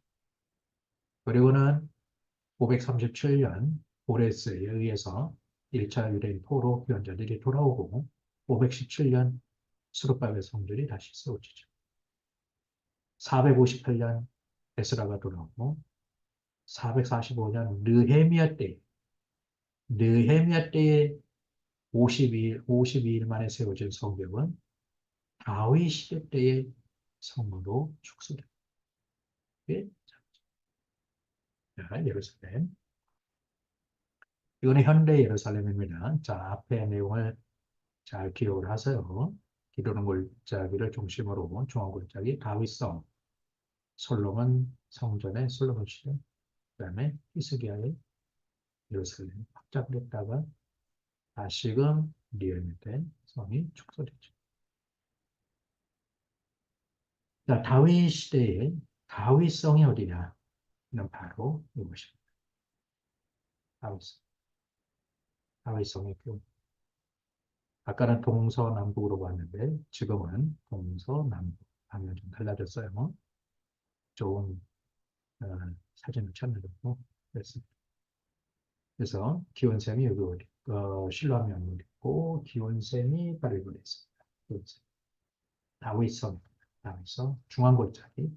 이것이 중앙골짜기. 중앙골짜기가 홍곡의 벽, 홍곡의 벽으로 해서 북쪽으로 다마스커스 게이트로 홍곡의 벽으로 중앙.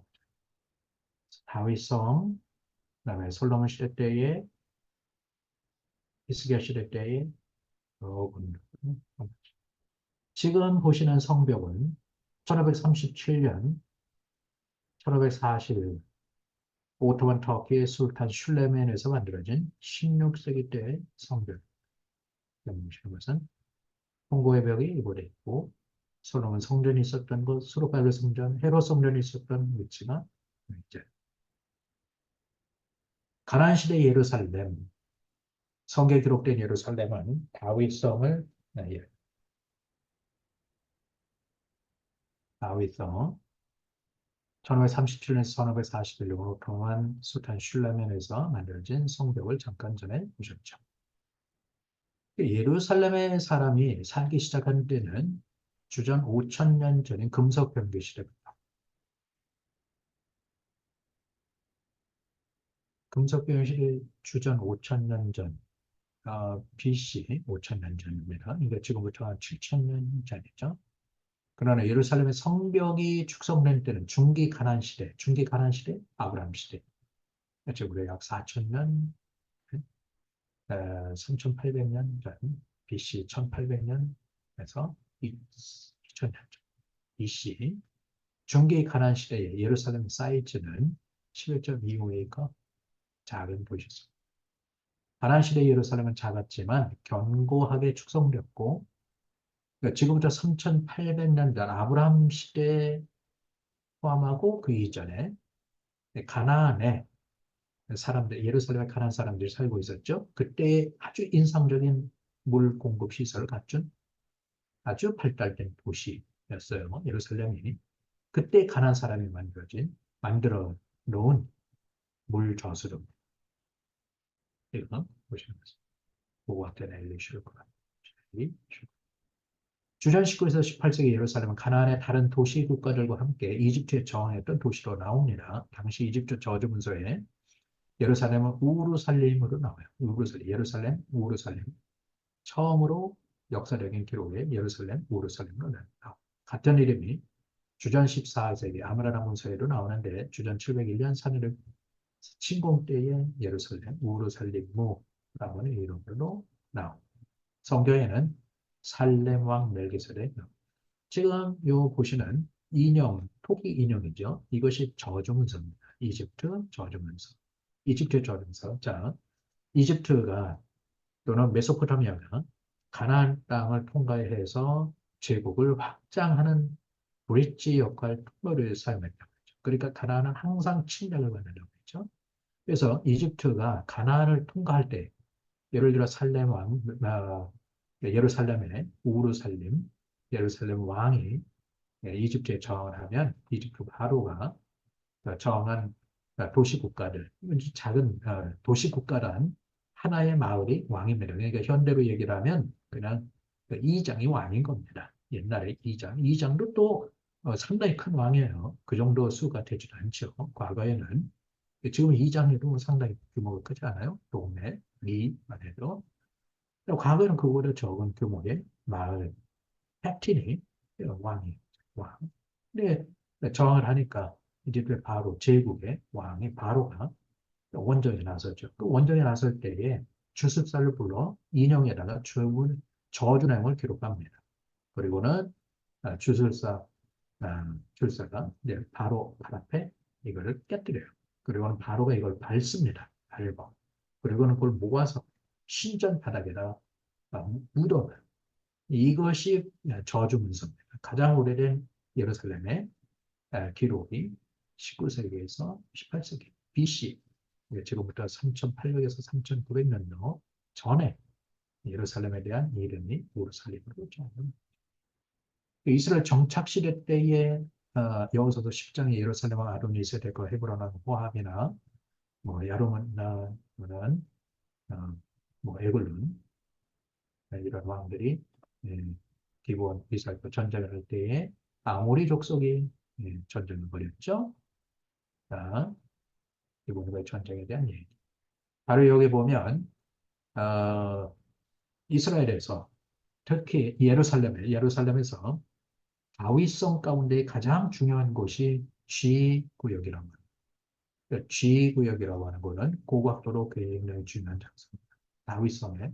여러분들이 이스라엘 방문하시게 되면 예루살렘 성안은 못 보실지라도 다윗성은 꼭 보셔야 돼요. 다윗성은 굉장히 중요한 거, 성경의 다양한 말씀을 배경되는 거. 자, 이제 내용을 잠깐 보면 다윗의 궁전이 이곳에 있었어요. 그리고는 여호수의 성벽입니다. 스텝스톤 스트럭처. 자, 여기서 이게 이겁니다. 바로 이 부분입니다. 자, 그리고 이것이 느헤미야 시대 성벽, 이것이 주전 2세기 때에 느헤미야는 445년에 느헤미야가 가장 이 지구역 가운데서 가장 열악한 성벽. 곧 무너질 것 같죠?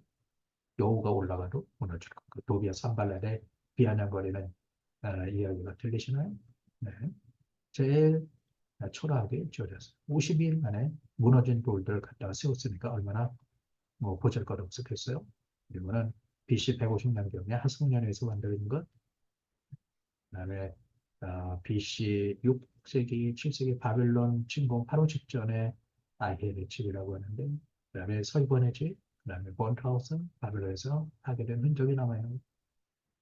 통일 왕국의 수도, 네, 다윗이 이스라엘의 왕으로서 헤브론에서 7년, 그리고 예루살렘에서 33년을 통치를 하죠. 예루살렘이 굉장히 중요한 것. 다윗은 그러니까 예루살렘이 하나님을 예배하는 처소로 삼기를 원했죠. 그래서 장막이 살렘에 있으며 그 처소는 시온에 있도다. 그리고 12지파의 센터가 되는 거예요. 다윗 시대의 예루살렘은 작은 규모, 그리고 솔로몬 때도 확장됩니다.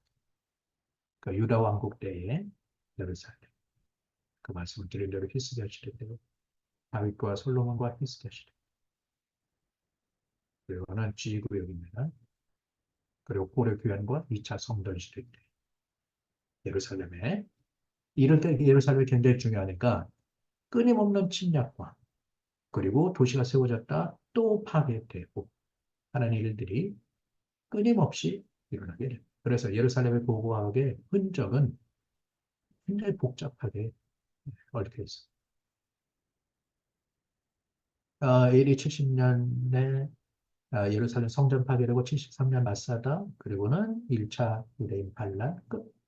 주 130일에서 135년 2차 유대인 반란이 또다시 한 60년 후에 또 로마에 저항하죠. 그러니까 바르코프가 2차 유대인 반란. 이때에 진압한 로마 황제 하드리아는 예루살렘에서 모든 유대인 단 한 명도 예루살렘에 남을 수가 없습니다. 다 추방됐어요. 그리고 예루살렘의 이름을 바꾸죠. 알리아 하드리안 주피터 카피톨리나 자기 이름과 제우스의 이름을 해서 알리아 카피톨리나 이름으로 바꾸고, 그리고 모든 유대인들 추방, 이교도 도시 예루살렘이라고 하는 이름 쓰지 않고요.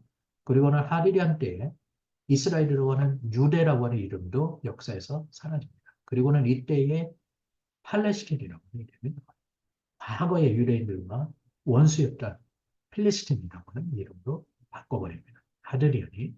그래서 지금 왜 그 땅을 팔레스틴이라고 이름을 붙이는 이유가 하드리안에 의해서 과거에 그 땅을 유대 땅이라고 하는 이름에서 필리스틴이라고 하는 이름으로 바꿔버려요. 그래서 현재 팔레스타인이라고 하는 팔레스타인 사람들, 팔레스타인 남매, 팔레스타인들, 그들은 블레셋과 아무 상관이 없어요.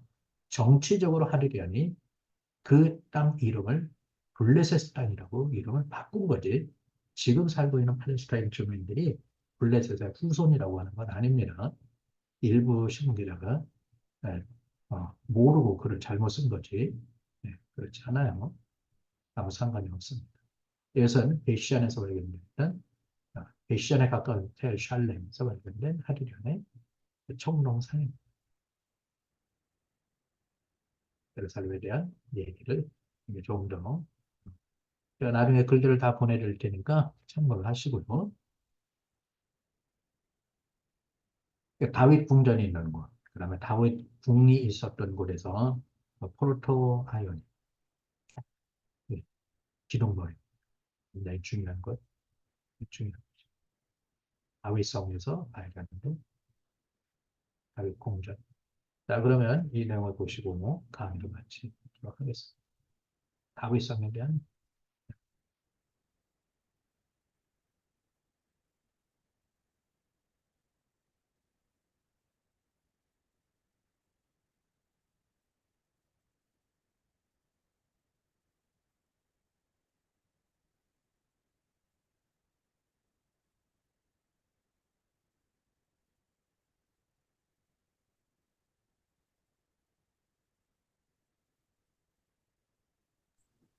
이게 원래 소리가 안 나오는 거나요? 소리 안 나와요? 소리가 안 나옵니다.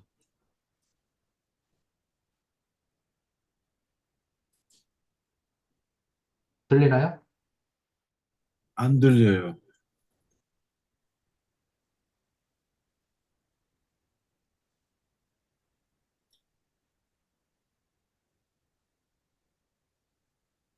지금 바로 이 부분은 굉장히 그 이스라엘 예루살렘에서 아주 중요한 핫한 장소입니다. 아케로치카 가든, G 구역이었는데, 다윗 궁부가 발견된 곳.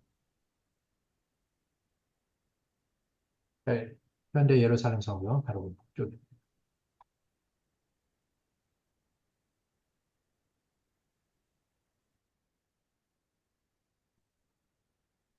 여러분들이 지금 보시다시피 기도는 골짜기가 굉장히 깊은 골짜기예요. 경사가 굉장히 가파릅니다. 그래서 적이 공격하기가 쉽지 않아요. 예루살렘의 주민들은 적의 공격을 쉽게 방어할 수가 있죠.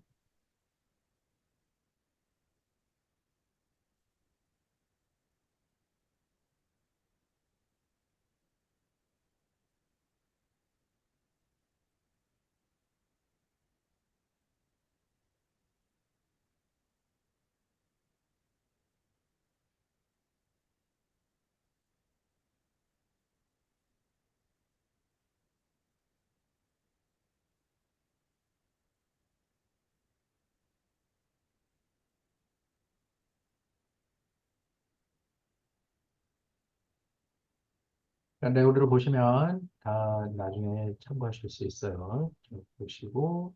네.